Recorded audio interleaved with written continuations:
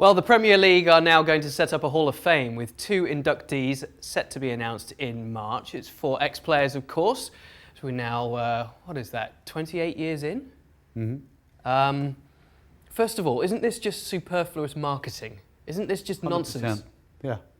We know the best players who have played in the Premier League. We talk about them all the time. So why do we need a museum to commemorate them? Well, because the committee's come up with it to try and promote the Premier League even more than it already is promoted. That's all it is.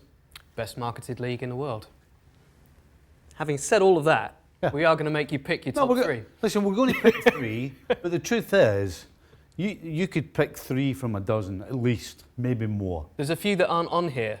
Vieira, Schmeichel, Beckham. Ferdinand. So, don't blame us, blame the people behind the cameras. Yeah, exactly. We said that to Steve and he went looking behind the cameras for people who actually operated remotely. So I'm going to start at number 3. Okay. Obviously, because we've only got 3 on the board. And it's got to be Eric Cantona. All right. You know, Manchester United, no question, were the dominant side for a decade at least. He won their first title, the first title of the Premier League era, 4 league titles in all. Correct. 2 doubles. And as great a side as United were, he was the standout. He was that extra little bit on the top. And you talk about bringing, we're talking about the Premier League trying to bring attention to itself. Well, nobody brought more attention to Man United and the Premier League than Eric Cantona for not only what he did on the field, but obviously what he was doing and what he was saying off the field. So I think there's no question, Cantona has to be in the top 3, and for me, he's at number 3. Hard to argue with that. The next 2, I'm actually not going to separate them. They're going to be down as 1 and 2, but you could actually flip-flop them because I just can't separate the careers that they both had in the Premier League and what they did as far as scoring goals, as being the talisman for their team, winning almost every single award individually that there was to earn. These 2 guys were runners-up in the Ballon d'Or. So, again, as I said, to separate them would be very difficult. Mm-hmm. I'm going to stick Thierry Henry here, just for now, and I'm going to stick Alan Shearer there. Okay.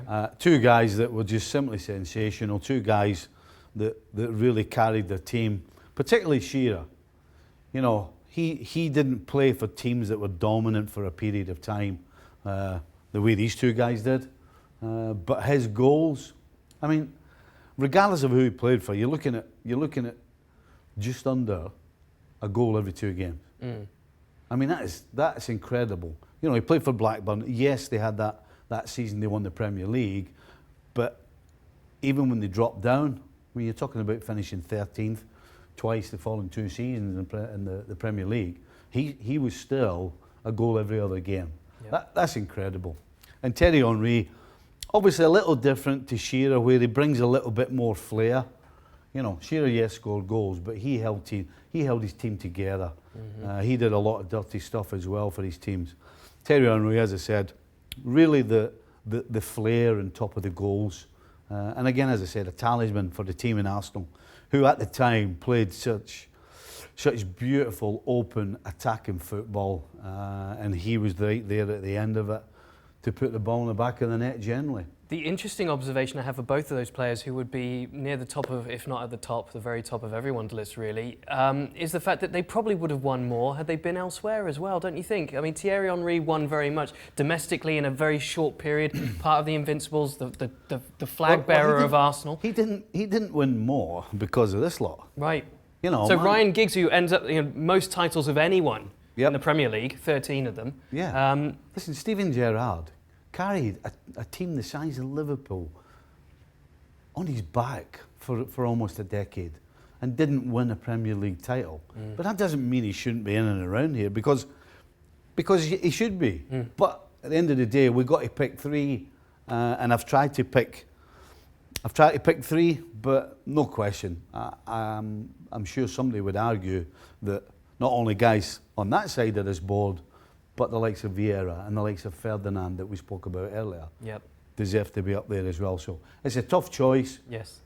So many choices for whoever picks it, but ultimately you'll end up with two fantastic players. Exactly. So many choices and only 2 per year. Well, 2 to start off with. I presume it's going to be 2 a year. It's interesting that, isn't it? Lots of players, only 2 a year.